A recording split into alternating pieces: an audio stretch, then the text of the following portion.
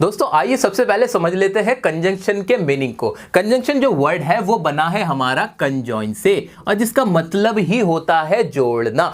English के दुनिया के ये वो पंडित है, वो काजी है, वो फादर है जिनका काम है रिश्ते जोड़ने का, वर्ड्स का, क्लॉजेस का, सेंटेंसेस का आपस में एक रिश्ता बैठा देते हैं, उन्हें आपस में जोड़ देते हैं ताकि जो कहने वाला जो अपनी बात कहना चाहता है ना वो हमें समझ में आ जाए। आइए एग्जाम्पल की मदद से इसको अच्छे से समझ लेते हैं। एग्जाम्पल है Tom and Jerry are best friends. अब कोई मुझसे इस बात पे तो लड़ाई लड़ना मत कि भाई ये Tom and Jerry best friend नहीं होते, हमारे यहां होते हैं।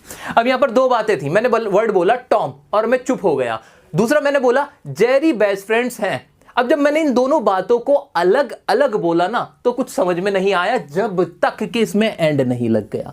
जैसे ही मैंने इसमें एंड लगा दिया तो पूरी बात समझ में आ गई कि टॉम और जेरी बेस्ट फ्रेंड्स हैं। तो यहां एंड ने क्या काम किया? जॉइनिंग का काम किया। आइए एक और एग्जांपल देखते हैं। मेरा एग्जांपल है I like him but my family does not like him. दोस्तों इसमें ध्यान से देखो, बड़े ध्यान से देखो, इसमें ना दो सेंटेंसेस हैं। दो सेंटेंस कौन कौन से? एक तो ये रहा आई लाइक हिम, मैं उसे पसंद करता हूं, पहला सेंटेंस। दूसरा sentence my family does not like him, मेरी फैमिली उसे पसंद नहीं करती है। तो मान लो ये आई लाइक हिम ना वहां पड़ा हुआ था, ये ना वहां पड़ा हुआ था आई लाइक हिम, और my family does not like him वहां पड़ा हुआ था। मैं हूं बट, तो मैंने क्या काम किया? मैंने किया कि आई लाइक हिम को ना मैं इधर लेके आ गया, आई लाइक हिम, और बट यहीं रहा, और उसको भी वहां से पकड़ा, मैं इधर आओ इधर आओ, my family does not like him, उन्हें भी इधर लिया। मैंने आपस में इन दोनों को ना ज्वाइन कर दिया। अब पढ़ो इस बात को, I like him but my family does not like him, मैं उसे पसंद करता हूं लेकिन मेरी फैमिली उसे पसंद नहीं करती है। तो अब पूरी बात आपको समझ में आ गई कि नहीं आ गई? तो क्या काम किया बट ने आपस में रिश्ते जोड़ने का काम कर दिया। तो ये तो थे कंजंक्शन के इस्तेमाल। मुझे पूरी उम्मीद है अब तो कॉन्सेप्ट आपका बहुत अच्छे से क्लियर हो गया होगा। खुद क्या पढ़ोगे दूसरों को भी पढ़ा पाओगे कि कंजंक्शन क्या होती है, हमें आता है। आइए इस एक वीडियो के अंदर सभी तरह के कंजंक्शंस को हम डिस्कस करेंगे और बहुत ही मजेदार तरीके से इसको समझेंगे।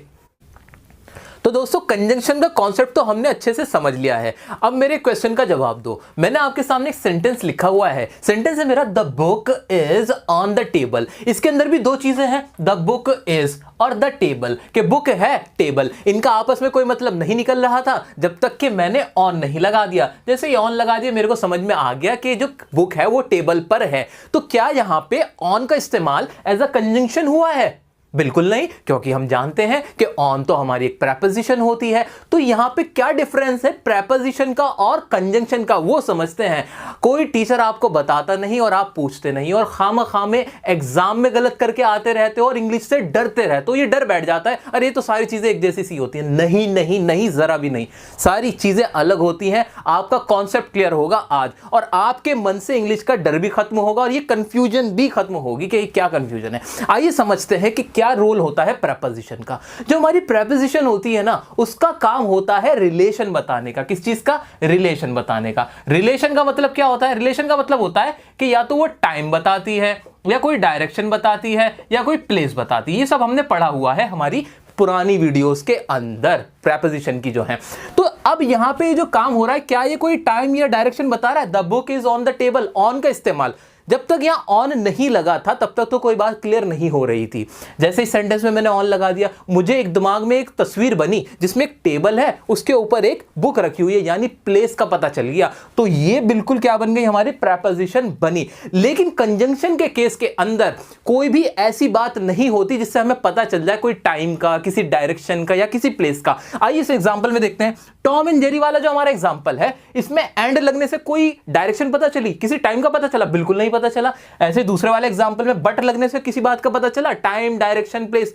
नहीं नहीं नहीं, क्योंकि कंजंक्शन का काम होता है सिर्फ जोड़ देने का, वो और कोई बात नहीं करता। जबकि प्रेपोजिशन का काम होता है रिलेशन बताने का। तो जब रिलेशन बताए तो वो होगी हमारी प्रेपोजिशन, और जब कोई रिलेशन ना बताए सिर्फ जोड़ दे वो होंगे हमारे कंजंक्शंस। तो मुझे उम्मीद है कि अब आपका ये डाउट जो आपको पता नहीं कब से सता रहा होगा वो भी क्लियर हो गया होगा। तो दोस्तों आइए स्टार्ट करते हैं एज के इस्तेमाल से।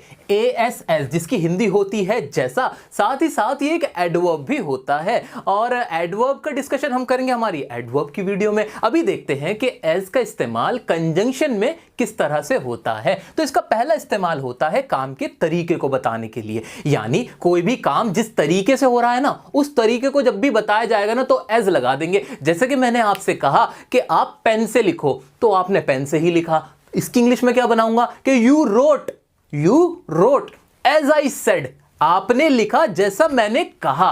तो वो तरीका, ये जो जैसा है ना, वो तरीका आ गया काम करने का, जैसे मैंने आपसे कहा था। क्योंकि जैसा के और भी बहुत सारे इस्तेमाल होते हैं हिंदी में। जब हम देखते हैं ना, जैसा कि तुम मेरे जैसे हो, तो आप ये मत समझ लेना कि जैसा ये वो वाला है, ना ना ना ना, ये तो वो तरीका है कि जिस तरीके से आप कोई काम करते हो। आइए नेक्स्ट एग्जांपल देखते हैं हमारा। ही डिड, उसने किया, एज आई सेड, जैसा मैंने कहा। नेक्स्ट है मेरा I taught them as I was asked, मैंने पढ़ाया जैसा मुझसे पढ़ाने को कहा गया। तो यहां पर भी ये जो as है ना, वो तरीका बता रहा है पढ़ाने का, जिस तरीके से पढ़ाने को कहा गया था। अच्छा, एक एक्सपेरिमेंट करके देखो, इस as को हटाओ, क्या इस as को हटा दो और साथ में लिख दो in the way in which, इसे रिप्लेस कर दो तो क्या बनता है। देखो ज्यादा बात समझ में आएगी। I taught them in the way in which I was asked। अब मुझे लगता है कि कोई छोटा मोटा सा भी जो डाउट होगा ना, वो भी नहीं रहेगा, वो भी निकल गया होगा। आइए नेक्स्ट एग्जांपल देखते हैं। Virat Kohli played just as his coach said, Virat Kohli ने वैसे ही, द ग्रेट विराट कोहली, आजकल तो उनसे जैसा बैट्समैन कोई है ही नहीं, उन्होंने वैसे ही खेला जैसा उनके कोच ने उनसे कहा। तो ये सारी चीजें क्या बता रही हैं, उस काम करने के तरीकों को बता रही। तो जब भी तरीका आ जाए ना, एग्जाम में आ जाए, स्पोकन में आ जाए, आप एज का इस्तेमाल करोगे। दोस्तों आइए अब देखते हैं एज का हमारा दूसरा इस्तेमाल क्या है। दूसरा इस्तेमाल है to state the reason for something, किसी भी चीज की वजह बताने के लिए। देखते हैं किस तरह से। As he was not well I did not disturb him, क्योंकि वह वेल नहीं था, ठीक नहीं था, मैंने उसे डिस्टर्ब नहीं किया। तो यहां भी एक वजह बता दी गई। नेक्स्ट है हमारा as he is new here, क्योंकि वह यहां पर नया है, ही नीड यू, उसे तुम्हारी जरूरत होगी। अब एज का इस्तेमाल तो हमने देखा रीजन के लिए, क्या रीजन के लिए कुछ और इस्तेमाल होता है? जी हां दोस्तों, मैं आपको बताना चाहता हूं कि एज के साथ साथ बिकॉज का इस्तेमाल भी होता है रीजन बताने के लिए। तो दोनों में डिफरेंस क्या होता है वो अच्छे से समझते हैं, बिना पलक झपकाए ये बात ध्यान से आप मेरी सुन लेना। बिकॉज का इस्तेमाल हम तब करते हैं जब सेंटेंस के अंदर जो मेन बात है ना, वो वजह ही है, यानी सामने वाला सिर्फ आपसे पूछना ही वो वजह चाहता है और आप वो वजह यानी वो कारण बता रहे होते हो। जैसे मैंने आपसे पूछा कि कल आप क्यों नहीं आए थे, मैंने आपसे कारण पूछा, रीजन पूछा कि why did you not come yesterday, तो आपने जवाब दिया मैं कल इसलिए नहीं आया था क्योंकि। अब जैसे ही क्योंकि लगा ना, अब मैं समझ गया जो आने वाली बात है ना वो सबसे इंपॉर्टेंट है, क्योंकि मैं बीमार था। जी हां दोस्तों, यहां जो इस सेंटेंस में मेन बात थी ना, वो यही थी कि मैं बीमार था। तो जब भी मेन बात मैं फोकस कर रहा हूं, जो मेन बात वो कारण हो, वो रीजन हो, तब आप लगाओगे बिकॉज। और एज कब लगाओगे?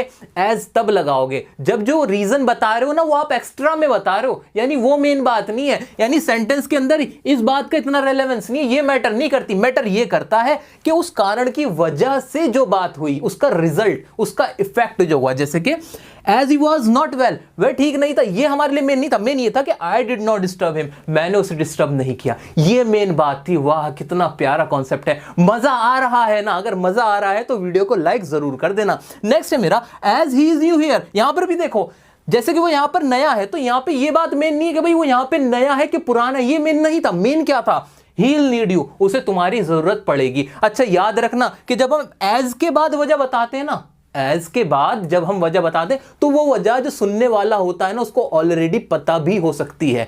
ऐसा होता है जैसे आपको मालूम है कि मैं टीचर हूं, तो मैं कहूंगा एज आई एम टीचर, क्योंकि मैं टीचर हूं तो मैं आपको पढ़ा रहा हूं। तो अब यहां पर जो ये सेंटेंस है ना, इसमें मेरे को, आपको भी मालूम है, मेरे को भी मालूम है, तो यहां भी अगर मैं एज एक रीजन के लिए लगाऊंगा ना, तो वो इसलिए लगाऊंगा कि बस मैं आपको एक बार याद दिला रहा हूं सेंटेंस को शुरू करने से पहले।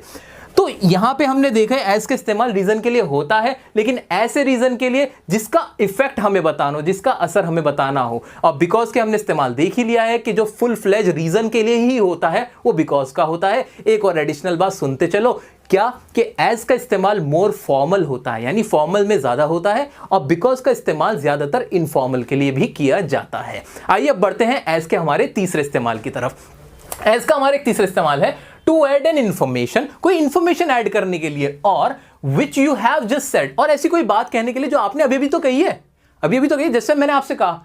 अब जब ये सेंटेंस बोला ना मैंने, जैसा मैंने आपसे कहा, इसमें भी एज का इस्तेमाल हो गया। जी हाँ दोस्तों, इसमें भी एज का इस्तेमाल हो गया ना, कि जैसा मैंने आपसे कहा, यानी पहले जो भी कहा, जिस तरह से कहा